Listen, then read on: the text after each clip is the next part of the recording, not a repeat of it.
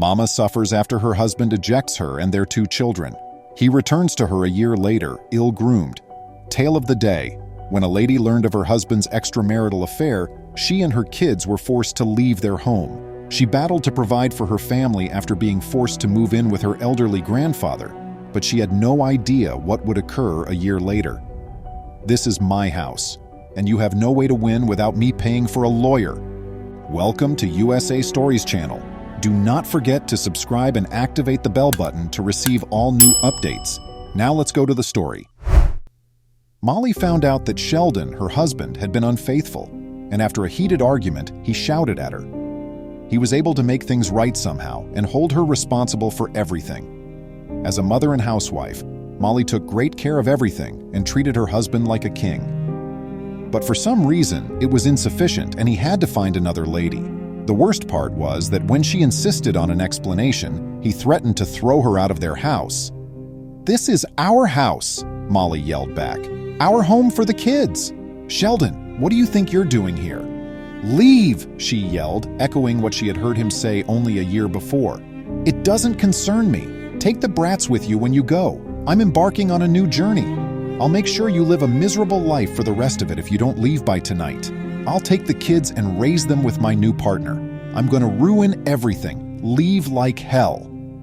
Sheldon let out a scream, his mouth spitting profusely.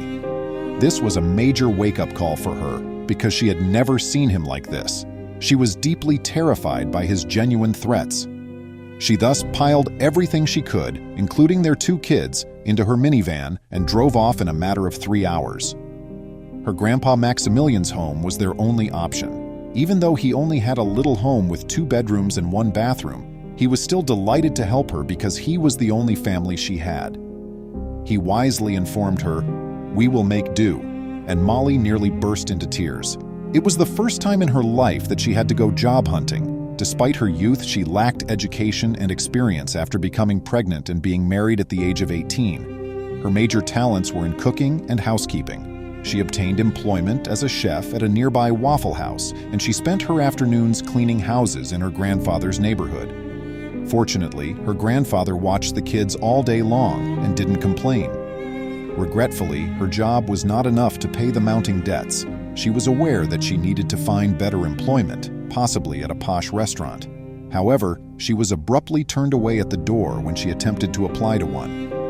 When Molly sought to acquire a job at a luxury eatery in downtown Chicago, the manager encouraged her to consider going to culinary school and gaining several years of experience before we can consider your application.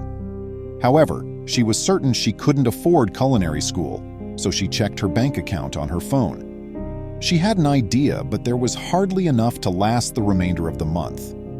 It was a risk, but a potentially profitable one. Molly told herself, "I have to do this," dashed to the store, picked up a variety of products, and headed home. Using what she had learned from watching culinary channels, she made the greatest feast.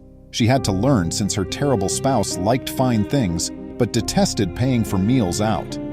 The next day, she prepared it, walked straight to the expensive place's rear, and located the chef.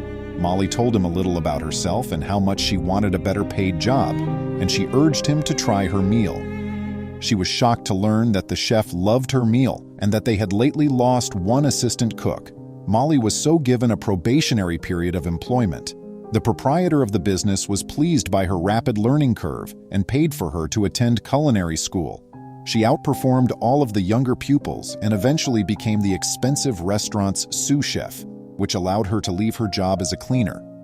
She was soon leading the greatest life possible when she was able to rent a home close to her grandfather, who continued to watch her every day.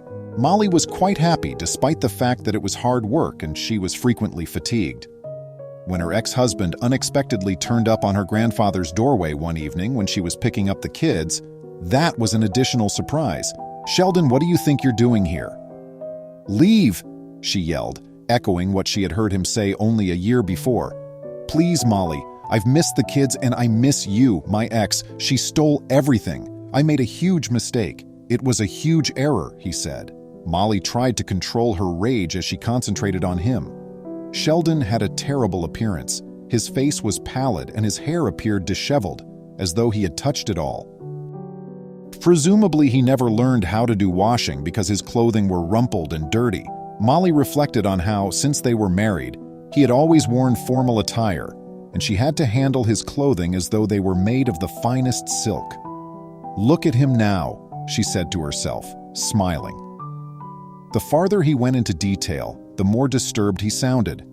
His former partner, with whom he had an extramarital affair, persuaded him to provide her complete access to everything, and she pilfered his years of savings as well as his assets, which included the jewels his mother had bequeathed. He called the police as Molly had instructed, but it would take some time. Sheldon said, "I wanted to ask for your help because I heard you're doing fine now." Molly straightened her posture. She questioned cynically, "So you want help now when you're most vulnerable?" But he quickly nodded, not understanding her tone. Maximilian intervened before Molly could fulfill her desire, giving Sheldon a shady glance and ejecting him from his home. After slamming the door shut on his face, he washed his hands. Molly gave a knowing smile. "Sheldon, move on, Molly," she cried out through the door. "Never come back." And Sheldon became silent. In a few minutes he departed, and they never saw him again.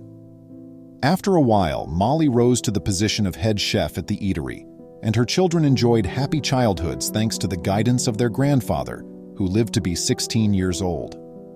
Both lads never required anything from the father who had expelled them. He was their father figure. What lessons may we draw from this tale? Karma operates in enigmatic ways. When Sheldon needed them a year later, he treated his family the same way he had thrown them out of their home. If you put in the effort and are determined, you can overcome anything.